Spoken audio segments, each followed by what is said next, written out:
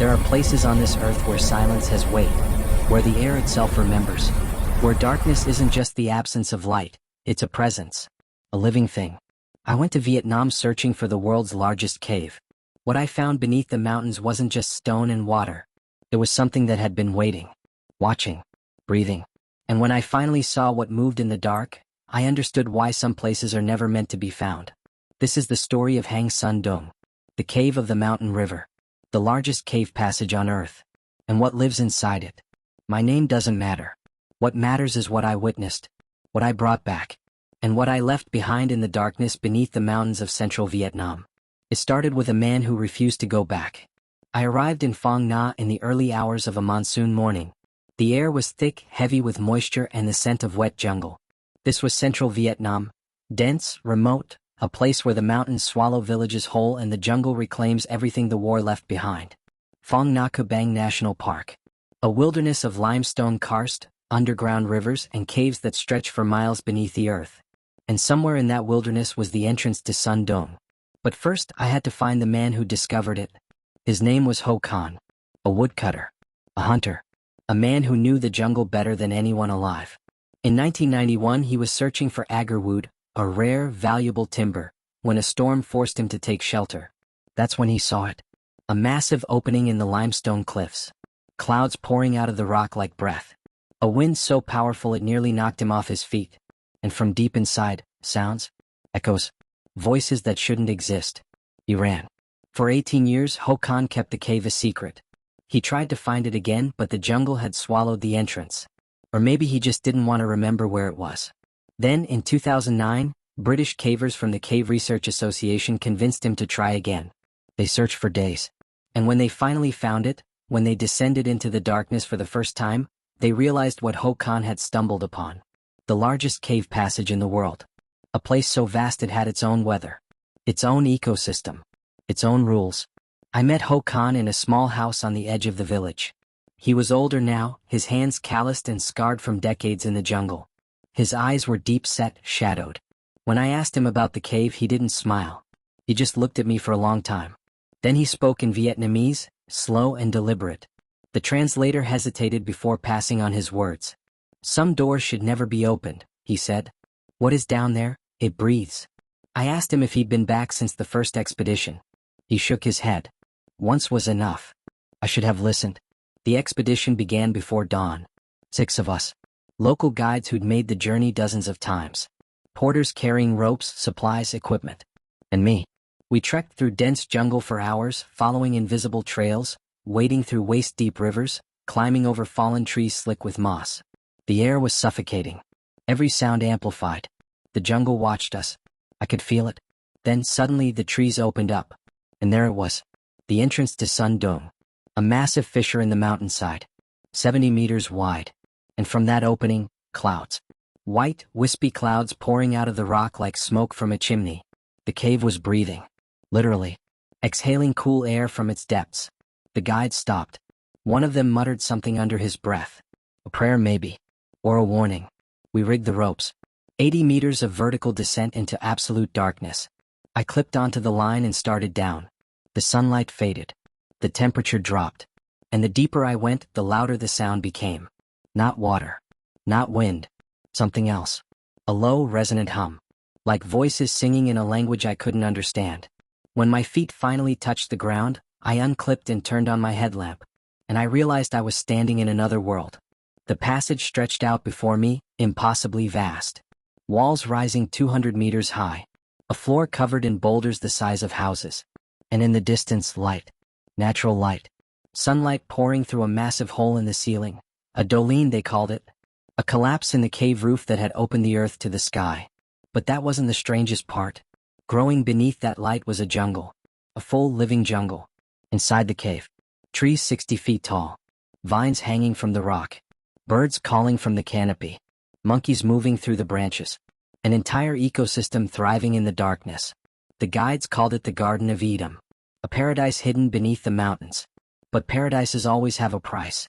As we moved deeper, I noticed something. Marks on the walls. Deep scratches in the limestone. Too uniform to be natural. Too deliberate to be erosion. And then I saw them. Footprints in the mud. Human footprints.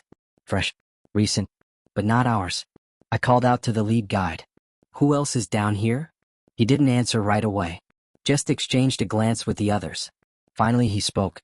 During the war many people came here. Soldiers. Refugees. They hid in the caves. Some of them. He paused. Some of them never left.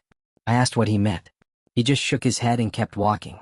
We set up camp in Dolin 1 that night, beneath the open sky. The sunlight poured down through the hole in the ceiling, illuminating the jungle around us. I should have felt safe. Exposed to the sky, to the world above. But it didn't. Because as soon as the sun set, the darkness returned. And with it the sounds. Footsteps. Echoing from the passages beyond the light. Voices. Faint, distant, but unmistakable. And breathing. Not ours. Something else. One of the guides stood up, listening. Then he sat back down and stared into the fire. They don't like to be disturbed, he said quietly. I asked who. The ones who stayed. If you've ever stood at the edge of something you couldn't explain, something that made your skin crawl and your heart race for reasons you couldn't name, type the word edge below. And if you want to see where this journey takes me, if you want to follow me into the places most people will never go, subscribe. Because what comes next is only the beginning. And trust me, the darkness has only just started to reveal itself. The next morning we continued deeper into the cave. The passage narrowed, then opened again into what the expedition maps called the Hope and Vision Gallery. It was named by the British team in 2009, after days of crawling through tight, flooded tunnels, when they finally emerged into this space and realized the cave was far larger than anyone had imagined. Standing there, I understood why. The gallery was 200 meters high, 150 meters wide. So vast that a Boeing 747 could fly through it without touching the walls. The floor was covered in massive stalagmites, towering columns of calcite that had grown over millions of years. Some were 80 meters tall, the largest stalagmites in the world. They looked like the pillars of an ancient temple, a cathedral built by time itself. But there was something wrong. The air felt different here. Heavier, colder. And the walls were marked. Not by water or erosion. By something else. Long, deep grooves carved into the limestone. Dozens of them. Running parallel down the rock face like claw marks.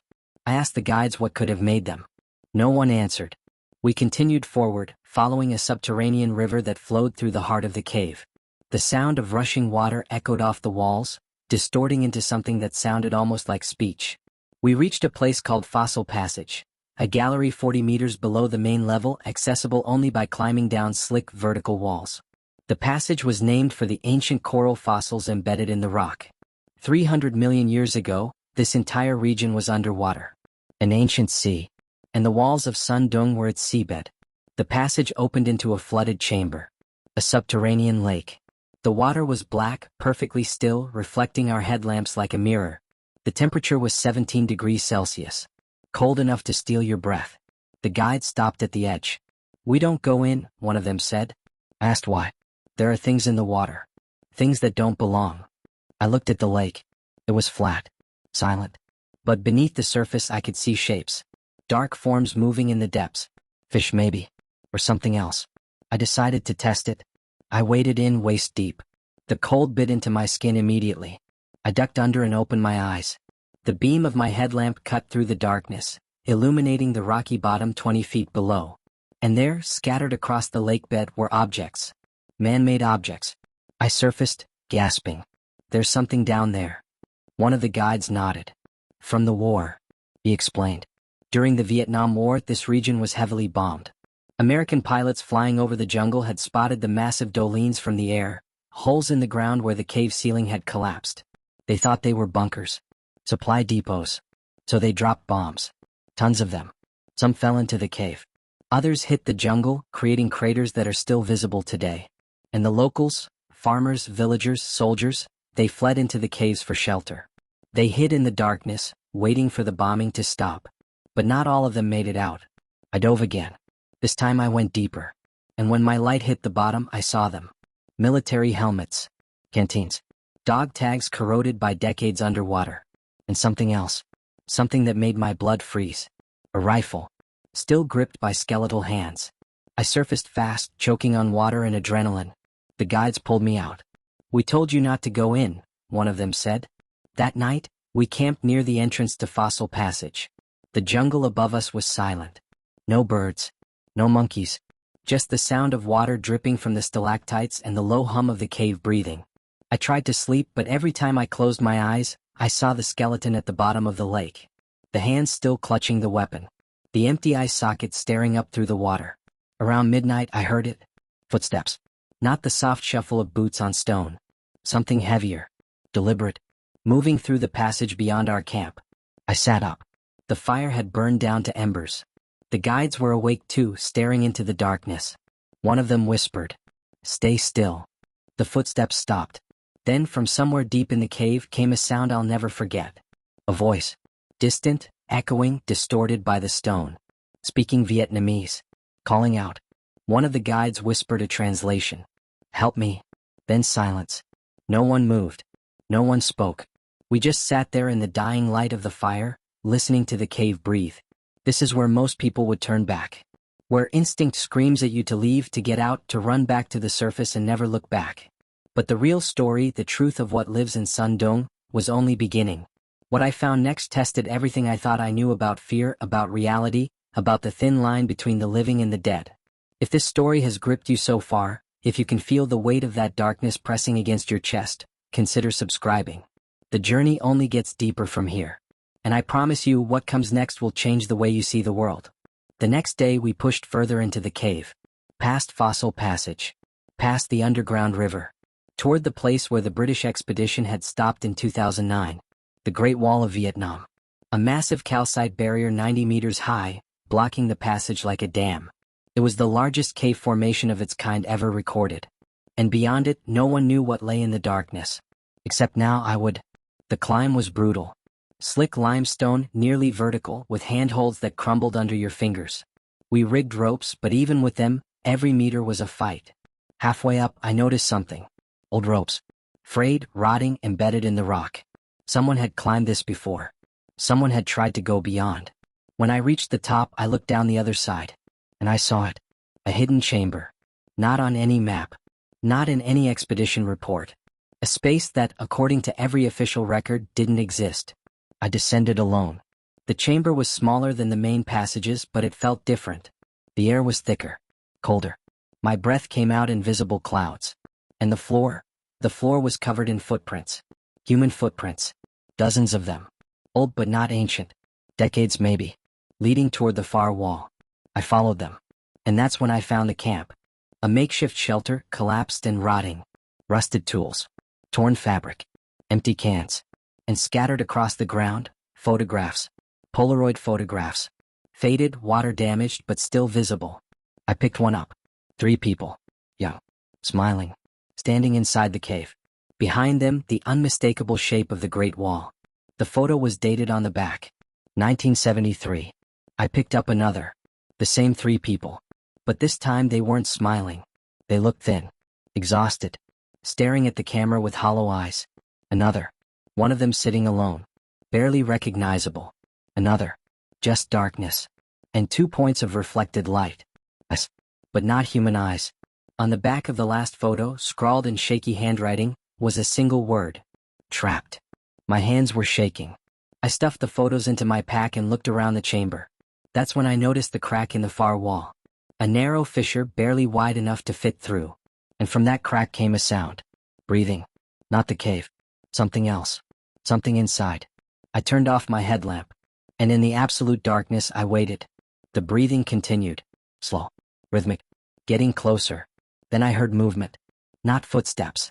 Something dragging. Scraping against the stone. Coming from the crack. I turned my light back on and pointed it at the fissure. For just a moment, less than a second, I saw it. A shape. Pale. Much. Moving too fast for something that size. It disappeared into the shadows before I could focus. But I saw the eyes. And they saw me. I ran. I don't remember climbing back up the Great Wall. Don't remember descending the other side. I just remember running, stumbling, gasping for air with the sound of something behind me. Not footsteps. Not breathing. Something else. The scrape of stone. The echo of movement in the dark. When I reached Dolin 1, the guides were packing up camp. They saw my face and didn't ask questions. We left immediately. It took 12 hours to reach the surface. And the entire time I felt like something was following us. watching from the shadows just beyond the reach of our lights. When we finally emerged into daylight, I collapsed on the ground, gasping, shaking. The guides didn't speak. They just looked at me. And I knew. They'd seen it too. Or heard the stories. Or felt the presence. One of them finally broke the silence. "We told you. Some doors should never be opened." I showed them the photographs. They refused to look. But I could see it in their eyes. They knew. They'd always known. Back in Phong Nha, I tried to find records of the 3 people in the photos. Tried to trace the date, the names, anything. But there was nothing. No missing persons reports. No expedition records. Just local stories. Rumors. Whispers about explorers who entered the caves during the war and never came out. About voices heard in the darkness. About things that live in the deep places of the earth, where light has never touched. I went back to Ho Khan's house. But he was gone. His family said he'd left for the mountains. That he did that sometimes. Disappeared for weeks. They said he never talked about the cave anymore. That after the first expedition in 2009, he'd become quieter. More distant. I asked if he'd ever mentioned seeing anything strange inside. They didn't answer. Just closed the door. I left Vietnam 2 days later. But I didn't leave Son Doong behind. It followed me. In dreams. In moments of silence when I close my eyes and see those 2 points of reflected light staring back at me from the darkness. I still have the photographs. And sometimes late at night I take them out and study them. Looking for clues. Trying to understand. Because the truth is, I didn't just find a cave. I found proof that there are places in this world where the rules don't apply. Where the dead don't rest. Where something ancient and patient waits in the darkness, breathing with the rhythm of the earth itself. Hang Son Doong. The cave of the mountain river. The largest cave on earth. A place of wonder. Of beauty. Of mystery. And of something else. The cave still breathes. The clouds still pour from its entrance. Expeditions still venture into its depths. And Ho Khanh, the man who discovered it, still refuses to go back. Because he knows what I know now. Some places aren't meant to be explored. Some doors aren't meant to be opened. And some things are better left in the dark. But here's the question I keep asking myself, the one that wakes me up at 3 in the morning with my heart pounding and my skin cold. What happened to those 3 people in 1973? Where are their bodies? And what did they see in that hidden chamber that made them write that single desperate word? Trap. Not lost. Not scared. Trap. As if something was keeping them there. I think about the footprints. The camp. The photographs scattered across the floor like breadcrumbs. Like they were left there on purpose. Like a warning. Or an invitation. And I think about the shape I saw moving in the darkness. The pale, hunched thing that disappeared before I could see it clearly. The way it moved. Fast, deliberate, predatory. And the eyes. Those eyes that reflected my light like an animal's. But the intelligence behind them wasn't animal. It was something else. Something that understood. The guides told me stories as we hiked out. Stories their grandparents told them. About spirits that live in the deep caves. About the souls of soldiers who died in the darkness and never found their way out. About things older than the war. Older than the villages. Older than memory. They said the caves have always been sacred. That the local people never went deep. Never stayed long. Because the earth itself is alive. And what lives inside it doesn't like to be disturbed. I didn't believe them. Not at first. But now, sitting here thousands of miles away looking at those photographs, I can't shake the feeling that they were right. That Son Doong isn't just a geological wonder. It's something more. A threshold. A boundary between the world we know and something older. Something that breathes when we sleep. Something that watches when we explore. Something that waits. And maybe, just maybe, it's waiting for someone else to come back. To finish what those 3 people started in 1973. To open the door all the way. But it won't be me. I've seen enough. So what do you think? Would you take that journey knowing what I know now?